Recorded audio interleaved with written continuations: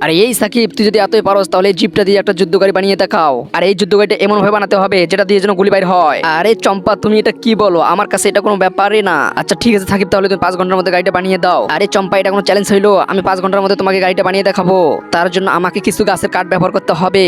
এরপর কাঠগুলো ঠিক মতো সাইজ করে কেটে নিতে হবে। এই তো ঠিকঠাক মতো সাইজ করা হয়েছে। এখন আমি সুন্দর করে বাসটা সিলিয়ে নিব। এই তো প্রায় 1 ঘন্টার মতো হয়ে গেছে কাজ করতেছি। আর অল্পটুকু কাজ বাকি আছে, তবে আমার বিশ্বাস 5 ঘন্টায় আমি গাড়িটা বানিয়ে ফেলবো। 5 ঘন্টা ধরে গাড়িটা বানাইতেছি, মোটামুটি সবকিছু কমপ্লিট হয়ে গেছে। আরে সাকিব, তুমি যে তোমার ভালোবাসার মানুষ চম্পার কথা এত সুন্দর করে গাড়িটা বানাইলা, তোমার ভিডিওতে কি কেউ লাইক সাবস্ক্রাইব করে দিবে?